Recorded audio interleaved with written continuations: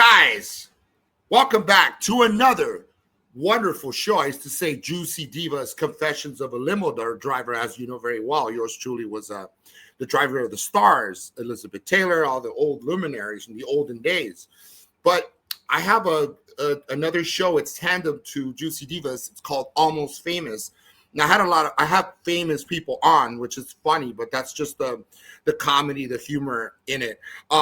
Tonight is a one for the books, man. I mean, I am very, very proud to say very few times I get people that can really shed light on something that we all were a part of, specifically with regards to the riots and the uncivil arrest that took place on the heels of the George Floyd death, unfortunately, in the hands of Chauvin. We're going to talk about Rittenhouse. And with me tonight, I have an awesome journalist. My guys, I'm beyond fascinated. I'm going to have my friend now. I can call you friend. Hopefully I can call you friend, Richie McGinniss, a DC-based independent journalist with over 12 or 14 years by now experience working across the media outlets and across the political spectrum.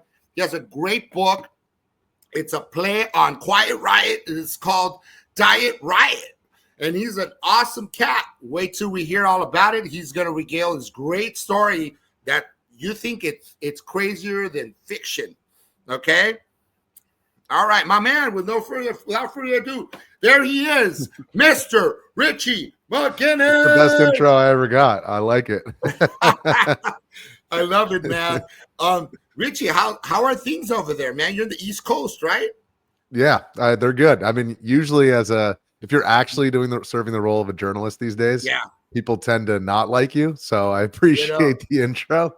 Yeah, I know. But yeah, it's cold, but things are I guess interesting in DC right now. We can say that much. Dude, I don't know, man. We got to unpack everything. I'm going to let you do most of the talking here because I am definitely glued onto the set whenever they talk about the things that happened at the height of the civil unrest of Stop the Steal. Yeah, I was there for Stop the Steal and January 6th. I was there for that. And you were there, your boots on the ground. In fact, your book, Riot Diet, chronicles your being in the trenches in the middle of this war zone. Okay, let's start with that, man. What was that like? What was the mood on the street? How did you even get ensnared in this? Or did you volunteer for this? Because I guess I did. Well, what happened was I was actually in Kauai, Hawaii. Okay. I flew there at the beginning of the pandemic, not knowing what was about to happen. I saw cheap tickets and some waves on the horizon. My buddy who lives over there was like, yeah, come on over. Let's surf some waves.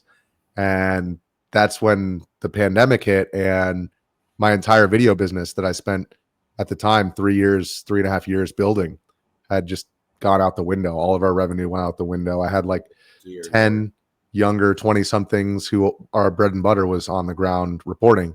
And nobody wants to see a bunch of 20-somethings sit in their shoddy apartments talk about COVID. So all of our revenue went out the window. And when when all the civil unrest happened after George Floyd's death, that first Memorial Day weekend of 2020, there were two journalists on our team, Shelby Talcott and Jorge Ventura, who were in DC. I was in New York with my family on Friday and Saturday. I saw them record all of this mayhem in front of the White House, looting, a fire set next to St. John's Church, which is just a few blocks from the White House. And they did so with their cell phones. And it was immediately apparent that the cable news guys with their big cameras and all the corporate news outlets with their big fancy cameras weren't able to record the moments that they were. And I got down to DC on Monday, which was the infamous Bible photo op when Trump brought the Bible out in front of St. John's Church. And I was about 2 blocks up from the incident where the area was cleared out, protesters were cleared out, and this whole hubbub surrounding that situation basically kicked things off for the summer. Soon after that, we went to Chaz in Seattle. We went to Portland. We went to New York, Kenosha, Wisconsin. I went to Wauwatosa, Wisconsin, got beat up by some cops there. We went to Proud Boys rallies in Portland. Later on, went to the border. I went to Rudy Giuliani's apartment to get the Hunter Biden laptop. You were part of this? I wasn't part of it. I was not, Yeah. I was part of neither I was part of neither Hunter's laptop nor Rudy's operation, but But you covered some of this stuff, is what you're saying. I found my way into these situations just through serendipity. Right. And then I covered the election, Stop the Steal 1, Stop the Steal 2, January 6th. And it was really the same story on both sides of the political spectrum, which is everyone was locked down at home. And once they were let out to protest, I mean, you know, because that was really, parade, right? yeah, I mean, everybody had all this pent up frustration, and they ended up, you know, the cops kind of ended up again being the ones caught in the crosshairs because they were the custodians of this system that everybody thought was broken. And I think COVID showed a lot of people, you know, the cracks in the system. And so regardless of what side you were on the political spectrum, Sure. Once these people hit the streets, you know, and a little bit of pepper spray came out, a little bit of tear gas, that makes people go crazy. And so, yeah, So chaos ensued. talk about the lack of preparedness on the part of the police force. They had like what, just a billy stick and spray, or like what's the deal? Like, Yeah, I mean, in DC, outnumbered. in DC, typically they're very well prepared because they deal with this kind of stuff all the time. January 6th was obviously a different story. And when I showed up to the Western Front about 2 p.m. on January 6th, by this point, I'd been through so much chaos. I had my bulletproof vest, my bulletproof backpack, my bulletproof helmet, and my gas mask. And I was wondering when I showed up why I was better prepared than most of the cops, because most of them didn't even have a gas mask. So they were getting pepper sprayed by the MAGA guys. The cops were pepper spraying them, and both sides were running away. And I was just standing in between filming. My job was just to roll cameras and post the footage and let the audience decide for themselves without commentary. But that was kind of a rare thing during that time period because everybody was either in this camp or that camp. Like polarization at its finest. Yeah, You know? exactly. Yeah. And but that's actually what made our footage stand out over time, because everybody really had an agenda of either showing the positive or negative sides of a protest. And when you want to find out why something like Kenosha or January 6th happened, you want to look to people who are there without an agenda beyond just recording what happened and relaying it to the audience at home. Yeah, that's essentially what you guys were doing, and thankfully, you know, we get this you know, thanks to technology. While we're at it, you know, more to your point, we have these. It's almost a guerrilla style of filmmakers and folks capturing things in real time. Yeah. So bring us up to speed. Like, okay, so let's start with now, being that Trump is now in office once again. So Trump emerges back into the scene, right? What were your thought process going into, like, okay, he wins. Is there going to be was there like a consensus on the fact that there was going to be all hell break loose? Or what did you think? What were your thoughts? Were you ready? Go out there with your I guess I was ready to get back out there, but I had seen this coming even when I started writing the book over 2 years ago. I was shopping the book around to big publishers, and even the conservative ones told me that Trump wasn't going to make it through the primary. And having lived in DC for the last 16, 17 years, you know, I know that what the media wants to happen is what they think is going to happen, but that's not the case. And I had already seen, you know, how Trump's base was galvanized around him, and they weren't going to leave him for someone like Ron DeSantis. And so I had an expectation that the Trump era wasn't over, and I wrote the books accordingly. But I was told by publishers, you know, Trump is old news. Nobody wants to hear about that anymore. So I started my own publishing company and published it on my own. It's called Pigeon Press, pigeonpress.com. Plug it in, baby. Let's plug it in. Yeah, the pigeon, because the peacock and the penguin, those are useless, flightless birds, you know, and the pigeon used to it's a humble bird from the streets, and it just used to deliver the message straight to the people, no corporate interference. But I got Richie. So give us a bird's eye. We're going to talk about right now. We're pausing to talk about present scenario. So did any disturbances happen that you're aware of? Any what happened? Disturbances. Yeah. So riots, civil unrest. There was some civil unrest after. So after the election, there was limited protests in DC, I think people were so surprised by what happened that they weren't even really ready to mobilize. And then actually everything since then in DC that I've covered, they had another women's march, which was pretty big. There were tens of thousands of people in DC. I was just out for another protest. There was a bunch of government workers who were out. But what I noticed from the protests this time around as compared to in 2020 is that the general population of protesters on the left protesting Trump were a lot older. And so I think that contributes to, BLM was this movement that galvanized young people in a way. And I'm not like throwing shade on young people, but they are the ones who have a tendency to make less rational decisions. And so, although January 6th was also a much older audience, much older group of protesters, but I think, people are really stunned by what's going on right now. And it's kind of like they're caught in the headlights and hasn't really mobilized, at least in the fashion that they did in 2020. And plus, now that the election's over, it's not an election year. So I think, as this immigration stuff ramps up, I think you're going to see plenty of pockets of serious protests going down. We see that happen in California specifically. Yeah. California, more so because it's basically used to be Mexico, and so a lot of the people have taken to the streets. A lot of folks are being yanked for no apparent reason. You did no wrong. You could probably even be born here, and just because of they profile you and they stick you in a car, and then they find out, ask questions later, kind of sort of thing. So we're seeing that here, somewhat more in the way of the protesting the immigration reform versus reform versus and what's happening versus the idea of Trump being the president.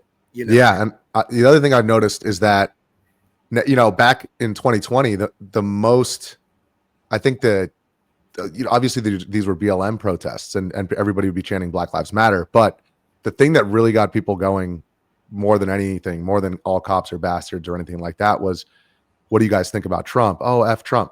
And now it's really like, it's been 8 years. And I think people just are tired of the 5-alarm fire associated with Trump. So now Musk was really the signs that I saw yesterday at a protest. It was like everybody had Musk as their public enemy number one. So I also think the dynamic has changed just because, Trump won the popular vote, and it's less, he's an illegitimate president, and more, well, who are the new targets that we can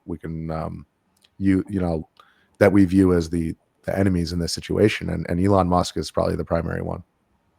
Yeah, because he's instrumental for getting, in some respects, for Trump being elected. And he's a billionaire too. Yeah, he put hundreds of millions of dollars towards the election fund, and so that's the irony, I think, of Trump 2.0, is that in the second time around, he's surrounded by all of these billionaires, and he's supposed to be the guy fighting against the oligarchy. Right. And he has all these, these oligarchs who are in his cabinet. So there's definitely an irony there. You're right. Like, it used to be that the very thing he was fighting against is what got him elected this time. And you see it.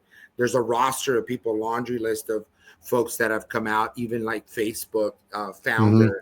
And Zuckerberg. Right. And they kind of changed course on if you will, on bent the knee. Right. They saw that the tide was turning. The tide it's unbelievable, man. But we're seeing it real time. Like, were you also, I don't know, were you also at State Capitol for January 6th? Yeah, I was there. Yeah, I followed them in. I was actually on the other side of the house doors when the sergeant at arms had their guns drawn, and that guy had his face stuck through the broken glass. I was right behind that guy, and that was the second time I thought I was going to get caught in the crossfire, because in Kenosha, Kyle Rittenhouse's first, I think it was his first bullet. It's hard to say because it was 4 shots in 0.7 seconds. The first man that was killed, Joseph Rosenbaum, I was right behind him. You helped him, right? You didn't you? Yeah, I tried to. I mean, head or something, carry him to safety, or you try to help him? Well, I did. I carried him to the hospital, but the one of the bullets went into his back and straight down through his lungs and shattered his pelvis. And so it took only from the moment the shooting happened to the moment I got him onto the gurney was like less than 7-8 minutes, and he was pronounced dead within 10-15 minutes of being dropped off.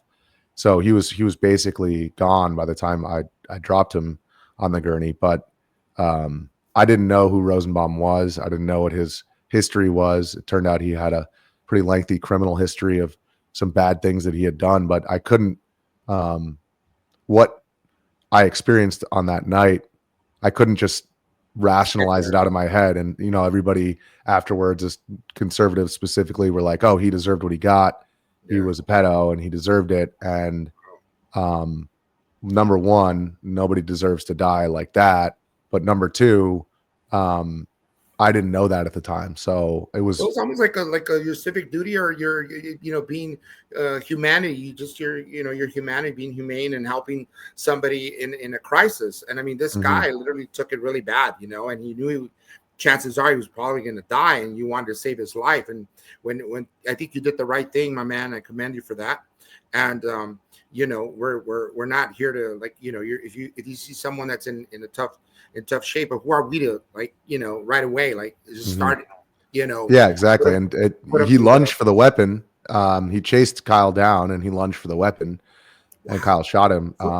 So let's take us through the Kyle. I mean, this is fascinating, and I was gonna get there soon enough, but since we're on the topic now, so he's considered somewhat, to some, it depends on who you ask, like an anti-hero of sorts in the movie, or, like a vigilante who 17 years of age, the dude is saving, the community or the whole world for that matter, the microcosm, which is Kenosha at that point. How did you interviewed the guy, a few hours before? No, just 13 minutes. 13 minutes yeah. before so guns went blazing. I can take you through. So basically, I arrived on the second night of rioting in Kenosha, and that night, so the previous night was Sunday night. I arrived on Monday night. There had been a bunch of cars burned, a bunch of businesses in the surrounding area, surrounding the courthouse, that were burned on Sunday. And it was basically the same thing that happened on Monday. The courthouse was where the protesters were directing their anger because Jacob Blake had been shot by police and was hospitalized. He was shot 7 times and miraculously survived.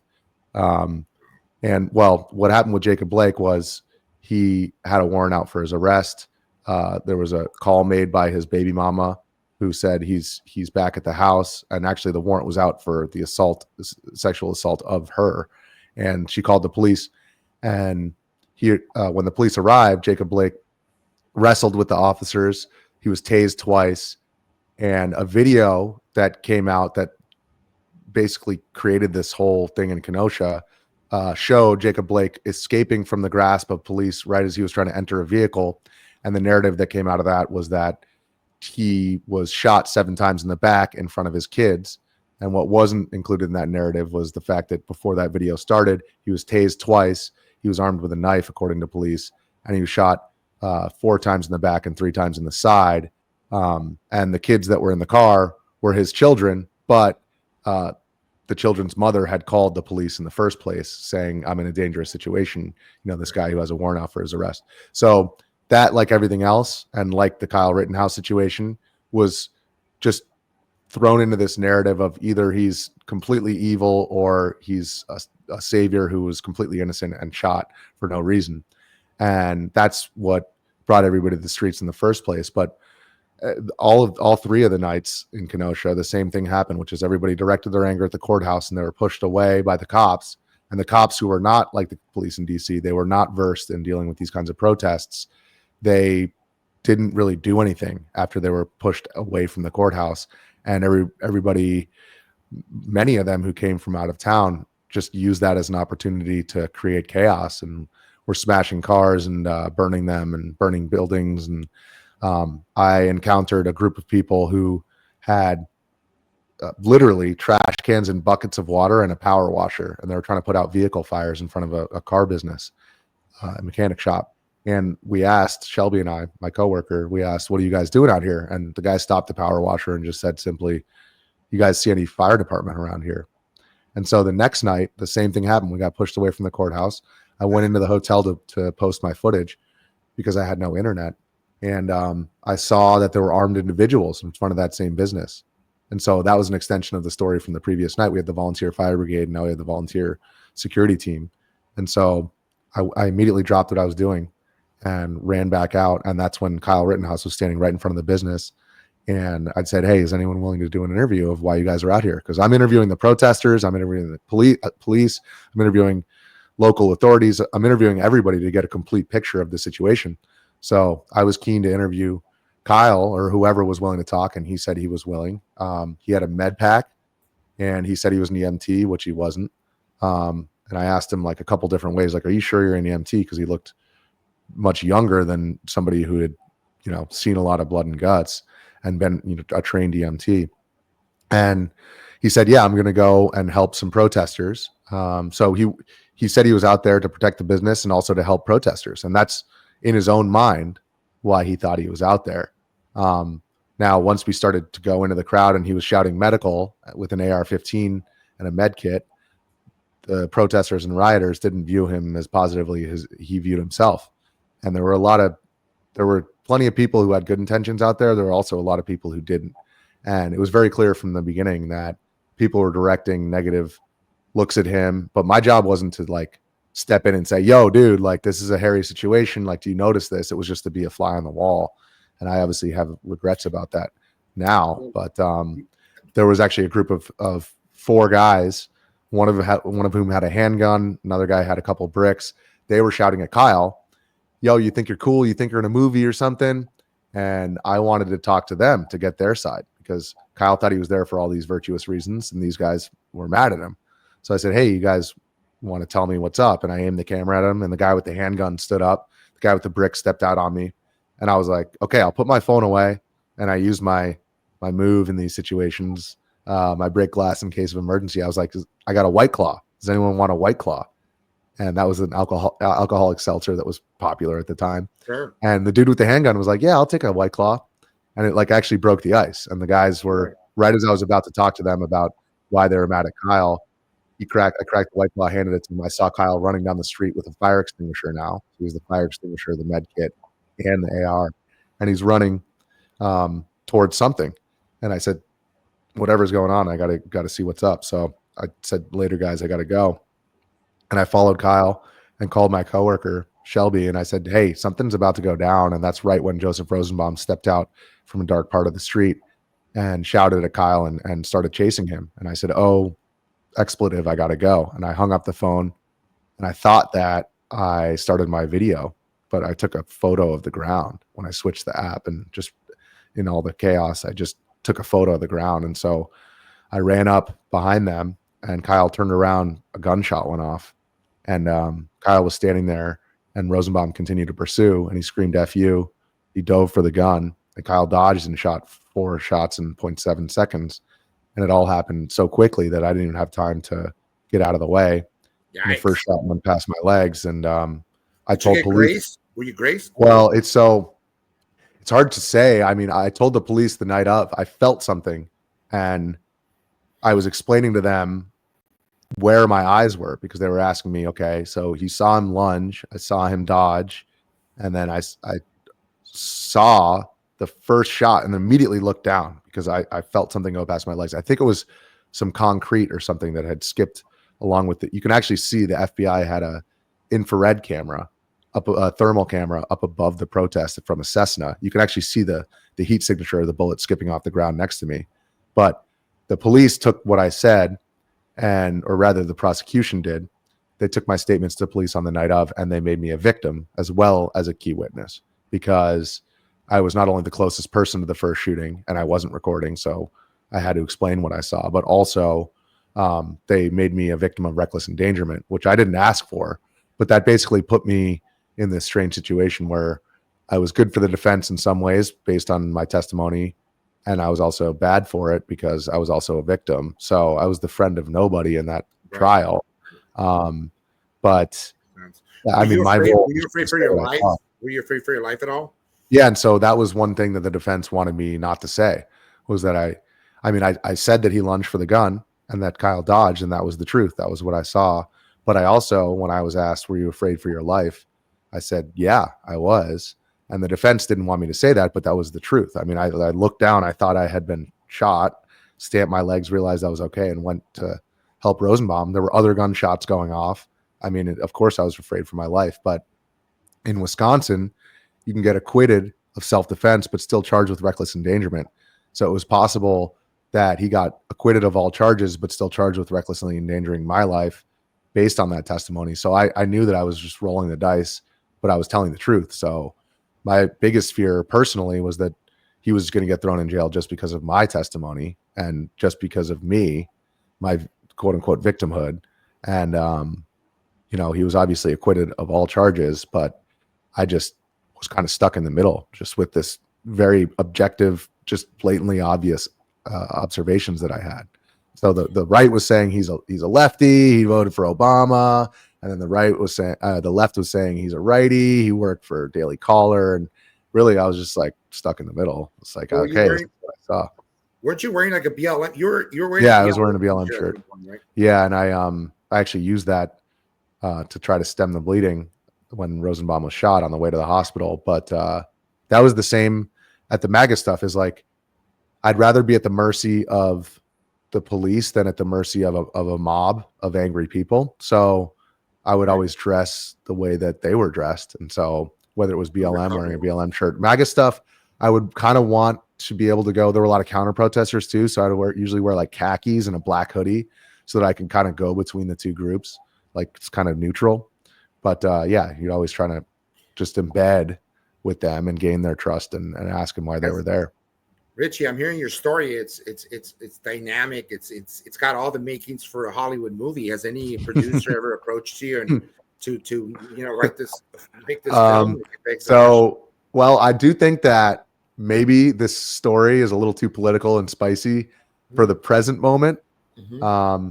But Anthony Swafford, who was my editor, he's the author of Jarhead. Okay, and, he was also great flick, man. credited in the script. Yeah, it is, and it's an even better book. But he's interested. He was my editor, and he's expressed interest in writing the movie. So we'll see. I mean, I really wrote the book. All of these publishers told me that I had to pick a side if I wanted to sell books, and I was like, well, my story is the story of being stuck in between, so I'm not going to do that. And the other thing they said is, Trump was old news. And so I knew it was part of history, and I wrote the book just to chronicle what happened. And if somebody picks it up in 20 years, they can get an idea for that 1 year when everybody went crazy. And so I didn't write it necessarily for today's audience. I wrote it for what I experienced and just giving people an idea of what it was like to be in my shoes during that time. I think it's like an anti-propaganda situation with you, man. Yeah. I mean, seriously, like you're all about, in real time and you're in the thick of this, dude. All right. How does one prepare mentally to go out to battle, almost quite literally? You don't. It's I mean, right? Well, I think, I think the best example of that, like where we really were cognizant that it was going to be dangerous was in Kenosha, because the previous night had been so violent. I almost got mugged the previous night. Some guys tried to take my phone off me. I just ran away. And that night, it was like a lawless time, right? It was, yeah. And I mean, that was one of many looting situations that we filmed. And, if you're filming people looting, they don't exactly like that. But there was a moment where Shelby, Jorge, and I were getting ready, putting all our black block on and are getting our gas masks ready. And it was nothing beyond just like a look at each other like, yep, here we go. But that was our job. And once we started doing it, we really couldn't stop because there were so few people the people who were out there in Kenosha, Ford Fisher, Drew Hernandez, Elijah Schaefer, Shelby Talcott, Brendan Gutenschwager, Jorge Ventura. We were all not only at Kenosha, but we were at Portland, Seattle, DC, New York, and January 6th. And so the small group of people, we were the only ones who were really actually out there filming this stuff and showing America what was happening. Core vigilantes. Yeah, the riot squad. The riot squad. Yeah. So the squad, you guys went to Portland. So what were there like parallels, or would you say there's more Antifa there as opposed to other factions in other parts Yeah. Well, and that's the interesting thing is the difference between the Proud Boys, who are kind of the brawlers on the right, and Antifa on the left, is that the Proud Boys wear their logo on their shirt, whereas Antifa, if you ask people, "Hey, are you Antifa?" they're not going to say yes. I mean, rarely you would see like a little patch, or maybe somebody's got an Antifa flag, but I call them the umbrella gang in the book, because if you bring an umbrella to a protest, that's used basically as a shield. And, if you have a gas mask, bro, it's like the penguin. yeah, literally. I mean, there's a lot of parallels to the Joker, strangely enough. Sure. Totally, dude. Portland was like the most surreal, because it was like low scale warfare, like low stakes warfare, where the police had their tear gas and their pepper ball guns, and they're kitted out in their gas masks and all their riot gear. And then all the protesters, well, it would be a bunch of protesters, and then about 10% of that group would be like the hardcore rioters with wooden shields, gas masks, and like literally, no joke, that chapter is called The Battle of the Leaf Blowers, because they had leaf blowers to blow the tear gas smoke back at the courthouse. And it was so successful that the DHS guys, the feds guarding the courthouse, they got their own leaf blowers. So our most viral video, to show you how absurd things were, from Portland, was the Battle of the Leaf Blowers, and it was two guys on the other side of the opposite sides of the fence, the rioters and the DHS, leaf blowing at each other, like literally the Battle of the Leaf Blowers. Fight fire with fire. Just absurd. Yeah, it was just bizarre. Yeah, I'll say, do there like take us through like I mean, there's just so much to unpack here, and we have about 10, 12 minutes. I'd like to find out, were there any cops getting their asses handed to them that you caught? Yeah. Jumped by a mob, 5, 10 guys? Well, definitely plenty of cops getting hit with projectiles and stuff like that.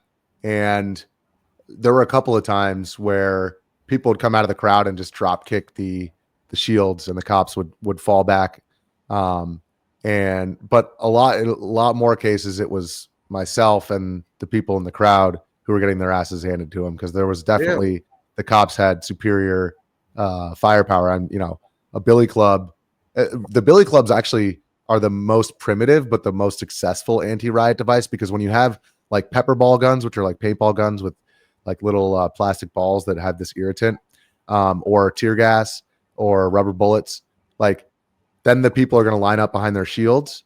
And when you're up in somebody's face with a billy club and you're like, get back, then you're going to get back, because you're like, I don't want to get hit with that club. But if you've got your behind your shield, it's much easier to defend against the non-lethal munitions than it is against the billy club. Bro, if I didn't know any better, I would say like it's so like fact is really weirder than fiction. Like this whole thing reminds me of right out of Street Fighter when you and I were growing up. Yeah, that's exactly right. There were some crazy street brawls at Stop the Steal between the protesters and the counter protesters. That's my MO at my publishing company, is pulp nonfiction, because reality is stranger than fiction these days. Yeah, man. So did you like, let's say the broad trend, would you say, you're saying Portland, wasn't there like a thing where they wanted to occupy a certain little perimeter of sorts, or city, or Chaz in Seattle and Portland and New York and BLM in DC, BLM Plaza, they all created their own little fiefdoms, their own autonomous zones, where the police wouldn't really go in there. And Chaz in Seattle was the most extreme example, where it was literally a 6-block area where the police wouldn't go. And that was crazy, because, I mean, during the day, it was kind of like a street party, but at night, that was when people would, like one example was there was a business, actually a car lot, just weird parallel to Kenosha, that some guy broke into, and he was trying to light a fire, and the owners caught this guy, and they were holding the guy until the police came. And this mob, it was just a block from the Chaz, but the police wouldn't even come to somewhere that was on the periphery. And so the police didn't show up, and this guy was held at gunpoint by the owners of this business waiting for the police. And the mob showed up first, and they were trying to break down the fence, and this guy had an AR-15. And in this case, the mob didn't challenge that guy. Right. But after that situation, we were asking ourselves, man, what would have happened if they had broken down that fence? And we saw what would have happened in Kenosha. But Chaz was actually shut down, not after a bunch of calls for sexual assaults and violence and that instance that I was just referenced. It was because 2 black kids got killed right at the checkpoint, because the first thing they did when they set up the Chaz was set up barriers, not a wall, but barriers and armed guards. And so one of those checkpoints, we're not sure exactly what happened, but a 16-year-old black kid and then a 19-year-old black kid were both killed. And that's when they finally shut it down.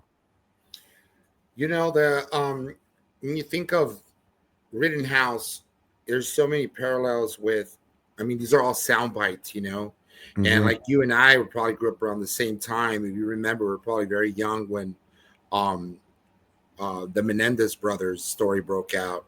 Yep. And how it was sold a certain way. The powers that be, it just made for a great sound bite. These rich kids kill their parents to go out on lavish vacations and splurge and, that sort of thing. And there was something else underneath the belly of all that. There was a lot of stuff that wasn't covered at the time because it's sold. It basically, the news sells. It's a huge business. If it bleeds, it leads. Yeah, it's exactly right. And the narrative was, Kyle Rittenhouse is either a hero or he's a white supremacist. There was no in between on it. Wow. Yeah. And looking back on that, you going out there, I mean, which it's great because you guys got to pick up this book. In fact, I'm going to pick up probably the book, and I have it on Kindle, even though I don't read so much these days. To tell you the truth, my ADHD is kind of the best. I'm doing the audiobook. I'm working on the audiobook right now. Yeah, I'll send it to you. Or either that, or I'll pay somebody to read it for me. But the whole, I'm trying to we're fleshing this whole thing out, and I'm trying to think. Here you are in the middle of this it's just insanity, like an inferno. Just all hell breaks loose. There's all manner of craziness going on in the city. And did you not feel like at any point, holy shit, isn't it just easier to just go home? Or did you feel at that point I have a civic duty to the people to report the news and objectively? Yeah, that definitely occurred to me. And I thought that it was all going to stop after the election, and obviously that wasn't the case. But there were so few people who were actually doing what we were doing that it was like, if I'm not going to do it, who will? And I was enraged by the way that all of the stuff was covered on both sides of the political spectrum. Mm-hmm. And so because I didn't see anybody else out there who was doing it the way that I thought it should be done, there was really no other option. And, I'm the middle of 3 boys. I'm a hockey player and a surfer. And so I'm relatively comfortable with chaos. And Shelby Talcott, my coworker, and Jorge, Shelby was a pro tennis player. So she was like, I got way more death threats when I was a pro tennis player because of all these people who gamble on pro tennis. But, and Jorge is Jorge just, he just, didn't even bat an eye. So they were gung ho and they were about it. And I actually, in the book, I recount, I was definitely the most scared of the crew, and the most emotional. But I just, that was our job, so we just had to do it. Man, I commend you for that, dude. You're ballsy. You're really freaking. I got to retire. I need to get off the riot beat. Yeah, I took it. You need to pass the torch. Why don't you? If you guys are watching at home, you need to go get your cell phones and take over because I'm getting old.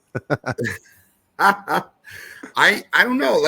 I think moving forward, do you feel like this is going to be kind of a running trend where people are going to still make these? Because it seems like the Antifa cats or anti-fascists and the Proud Boys, did they disintegrate? Where did they all go? Proud Boys they just lost their name to it. Okay. They couldn't pay up in a lawsuit to a church that they vandalized, and so the church got the rights to their name. The Proud Boys are still out. They've been in DC in scattered numbers, nothing like what we saw in the Stop the Steals.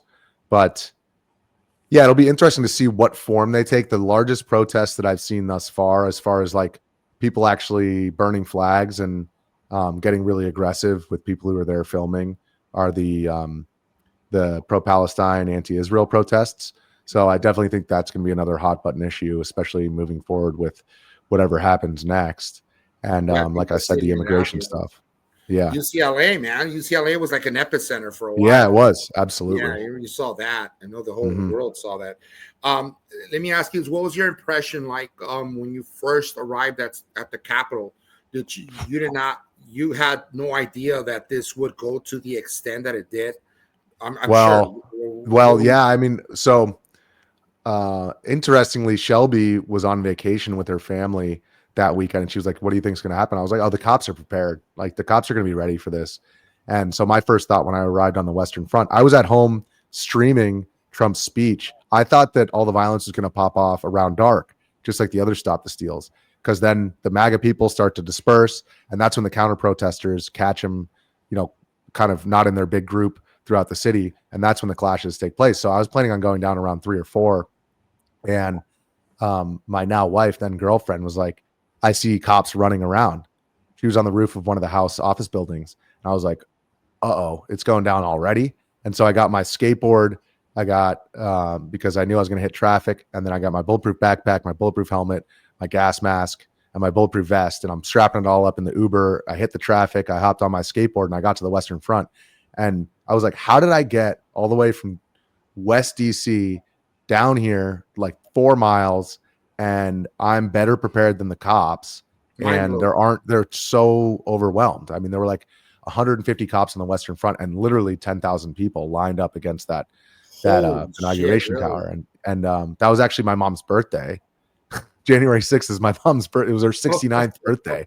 No joke. And I climbed up in the inauguration tower. I was filming the breaking of the police line, and my mom called me, and I was like, oh no, it's mom's birthday. I totally forgot. And so now we sing Happy Insurrection Day instead of Happy Birthday. But Richie, yeah, it baby. was just, that was surreal in its own way, especially once I got into the rotunda and I was on the other side of the Say the house doors. least, bro. To say the least. I just to show you that it was the same as the BLM stuff, which is, everybody says, oh, they're all insurrectionists, or they were just a walk in the park and they got let in. Well, both those things were true in the same time. There were people who were trying to break down that door and stop the counting of the votes, and with guns drawn on the other side. And then immediately after that, we got shepherded. The police finally got reinforced. They pulled everyone off the door. We got shepherded back into the rotunda, and there was a guy who decided to use that opportunity to smoke a joint. And that was my most viral video from January 6th, was the guy smoking the joint in the That's rotunda. right. How many So that million just goes views to did it have? show, like, It's a lot of. It's a lot now. Huh? Like it's at what, like 50 million or just that one is like, well, it was 10 million views just on Twitter, but then every news company so I said he was dressed like almost like he was out of the 70s. He had like this long hair, beard, and like this like cowboy hat. And so I said, a man smokes a doobie under the rotunda. I chose doobie because it's an antiquated term. It was like kind of retro. And every single news outlet, the so-called Capitol Rotunda doobie smoker. So I mean, hundreds of millions of views across all the different platforms that it puts some we money posted in it. your pocket. Looking back, like, Yeah, I mean, I talk about that in the book, is like what videos sold and which ones didn't. And the answer is like usually, I mean, that's an exception. A lot of times these bizarre ones will go viral as well, but usually it's the most violent clips that yeah, sell. And that's my way of telling. I mean, I'm just telling people like, yo, this is like, we filmed plenty of peaceful protests and they're in the book, but those aren't the ones that went viral. If it bleeds, it yeah. leads, like you said. Nobody wants peace. Everybody wants Yeah. war. They want to see the what ifs, or Yeah. something that's charged by Yeah. some kind of emotion, or If you want to appeal to somebody, especially on a non captive audience, people are scrolling through their feed, right? You have to appeal to the most primal aspects of your brain, the lizard right. brain in the back of your brain stem. The frontal cortex takes too much time to think, right? So you have to just get people right off the bat with their, aroused right away, right off the yeah, gate. exactly. My guy, it's been exciting, man, talking to you. Like, honest to God, I don't even want to put this thing down. I think it it it's fair to say we definitely covered some ground here, but it'd be nice to have you Yeah, back. I'll come back on. There's a second book coming too. The first one Uh, covers all the way through Kenosha, all the BLM stuff, and the second one covers all the MAGA stuff. So we can definitely get into it. Yeah, for sure. And then one last thing before we wrap this thing up. I wanted to ask you, like, do you looking back in retrospect and looking at the Civil War and being what it was and what it is now, it's documented by yours truly. Do you have any regrets whatsoever? Is there anything you could have done differently? You know, now that you sit back in your reclining chair, smoking a doobie. Yeah. Yeah. Well, I definitely, I mean, multiple times a week, I think about what happened in Kenosha. And if it had been my younger brother, I would have dragged him out by his ear, dragged Kyle out by his ear. And I just, think back of my role was not to do anything, but if I had done something, those people would still be alive. And so I think my biggest regret was not missing the shot there and not taking not taking video at the time, but just not saying, yo, dude, like, just get out of here. That's Right. probably my biggest regret. That's rough, bro. It's rough. I'm really grateful and thankful that you graciously asked to come on and you came on and I had to pull teeth for you to come on, but you did it in such a way where you could have said no, you could have turned this thing down. So thank you, man. I'm really humbled to have you on, ladies and gentlemen. This is Richie McGinniss, my God, and buy his book, for crying out loud. Diet Riot. All right. There it is. All right. Thanks for having me on. I appreciate it. Thanks a lot. Lots of fun, man, on this show. That's another show. That's a wrap. Almost Famous. Yours truly, Jim Francis Mesa, signs off. Peace. All right, brother. All right. Did you say something about an Instagram story or something? Oh yeah, real quick. Yeah. Yeah. Dude, your social media handles, duh. Oh no. I just meant didn't you want to do like an Instagram story or something? Yeah, we're gonna do as soon as I hit the end record button. Oh, my bad. Yeah. No, it's fine. Yeah, it's just fine. but my handles are all just good. at Richie McGinniss, no spaces. Yeah. Okay, cool. We'll do that shortly after we're done here. And otherwise it's been freaking awesome, man. Thanks so much, Richie, for coming on. Thanks for having me. Appreciate it. Guys. That's my show.